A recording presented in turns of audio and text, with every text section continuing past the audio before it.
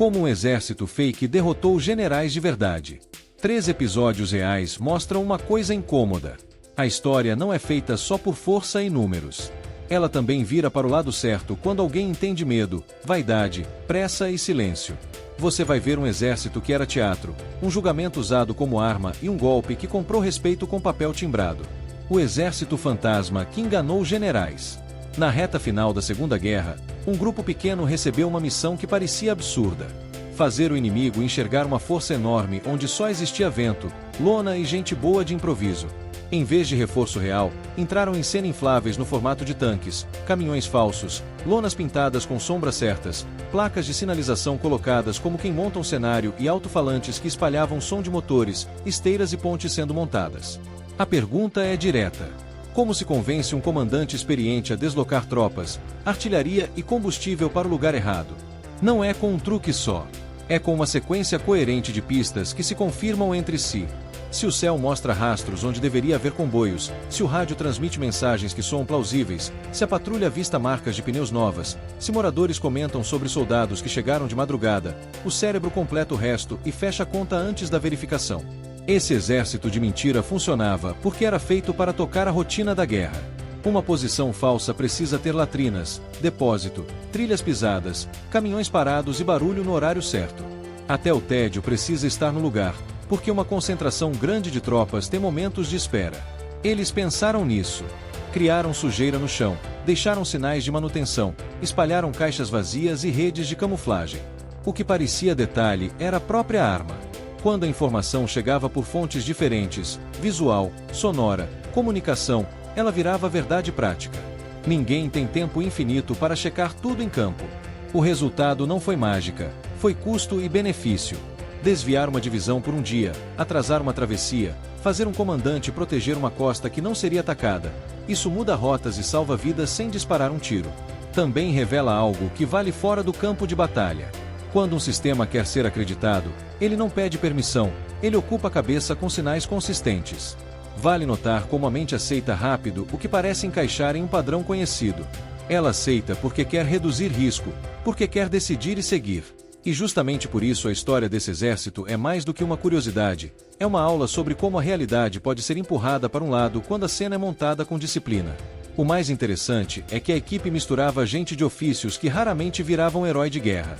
Ilustradores, técnicos de som, cenógrafos, operadores de rádio, pessoas acostumadas a vender ideia, foram colocadas para vender uma mentira específica para olhos treinados. Não era só inflar e ir embora. Eles tinham de escolher terreno que favorecesse a ilusão, cuidar para que a luz não entregasse o material, mudar a posição das peças para simular atividade e, quando necessário, desmontar tudo rápido e desaparecer. Se uma patrulha chegasse perto demais, o risco era real, porque ali não existia blindagem de verdade. Por isso o plano incluía distância, fumaça controlada quando era seguro, neblina natural, horários calculados e o uso do próprio barulho do fronte como cobertura. Quando o golpe dava certo, a vitória era silenciosa. O inimigo gastava energia protegendo o que não precisava, enquanto o movimento verdadeiro acontecia em outro ponto com menos resistência. É uma inversão cruel. A força bruta vira coadjuvante e a atenção vira o alvo. Quem controla o foco controla o tempo, porque o tempo define onde a defesa chega primeiro. O julgamento que transformou um cadáver em arma. Em um período em que Roma vivia disputa dura por poder, alianças e proteção, um episódio atravessou o limite do que parece possível até para a política. Um líder religioso já morto foi levado para um julgamento público, colocado em um assento cerimonial e tratado como réu, como se a morte não fosse o fim do processo. Isso não aconteceu por superstição pura. A intenção era prática e fria. Quem comandava naquele momento precisava declarar inválido o passado para controlar o presente. Se decisões antigas fossem apagadas, cargos mudavam de dono, títulos perdiam validade, inimigos viravam ilegítimos e amigos ganhavam espaço. Por que alguém arriscaria uma cena tão grotesca diante de uma cidade inteira? Porque o espetáculo não era um detalhe, ele era o método. Quando o poder está inseguro, ele tenta virar autoridade aos olhos de quem assiste. O julgamento cria uma narrativa simples, ele aponta um culpado e oferece uma limpeza simbólica. A multidão aprende rápido quando a história é contada com gestos grandes.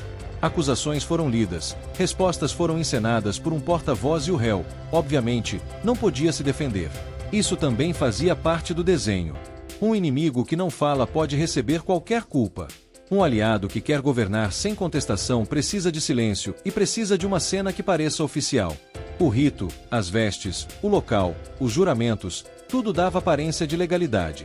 No fundo, o recado era outro. Quem manda agora tem o direito de reescrever. Depois disso, documentos ligados ao passado foram anulados, decisões foram questionadas e a cidade foi empurrada para uma nova lealdade. Mas esse tipo de violência simbólica cobra caro. A mesma população que assiste um julgamento impossível aprende que nada é estável. Se um morto pode ser acusado hoje, qualquer vivo pode ser triturado amanhã. É por isso que esse caso aparece em livros e conversas até hoje. Ele expõe um mecanismo que se repete em épocas diferentes. Quando instituições entram em guerra interna, elas tentam usar cerimônia para esconder medo. E o medo vaza. A reação não demora. O poder muda de mãos, a decisão é revisada, a vergonha fica e o episódio vira aviso. Dá para notar como certas autoridades tentam parecer inevitáveis, mesmo quando estão tremendo por dentro. Elas fazem isso com palco, com linguagem formal e com punição exemplar. A história desse julgamento mostra que o passado pode ser atacado como se fosse um adversário vivo, mas também mostra que a memória coletiva devolve a conta com juros, porque ninguém esquece facilmente quando a política decide encenar a própria monstruosidade. Há um ponto que costuma passar batido. Não era uma disputa abstrata de doutrina, era controle de território, proteção armada e dinheiro.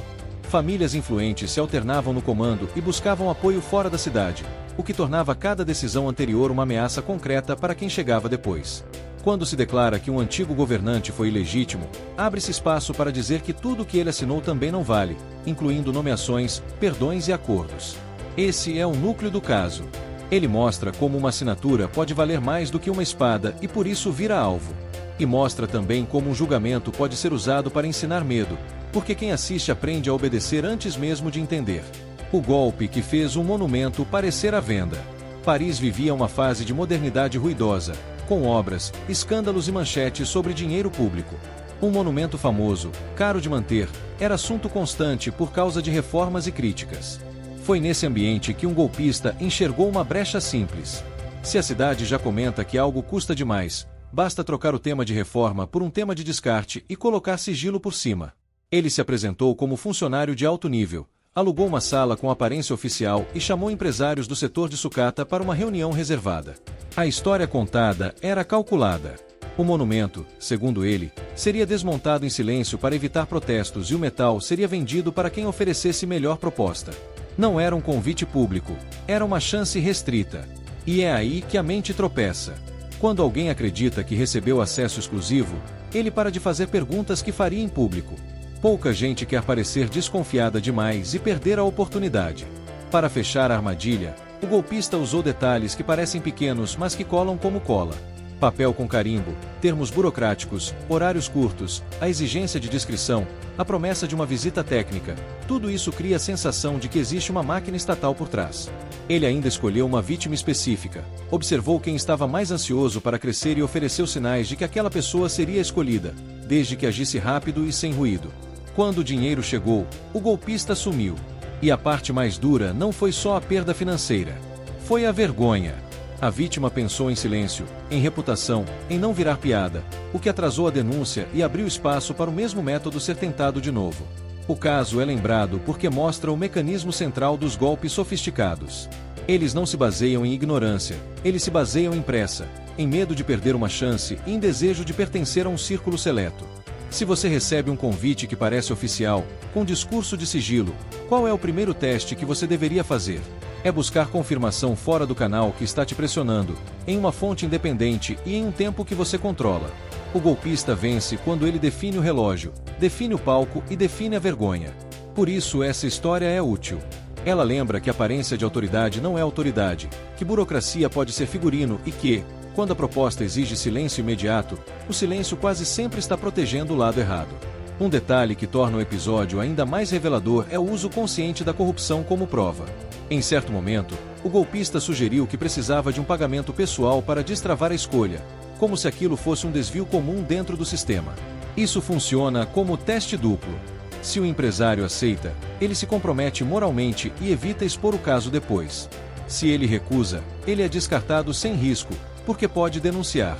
A armadilha se fecha por fora e por dentro.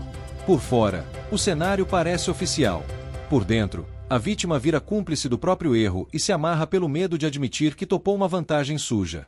Esse componente explica por que golpes desse tipo prosperam em períodos de desconfiança geral. Quando todo mundo acredita que as coisas se resolvem por atalho, um atalho falso fica indistinguível de um atalho real.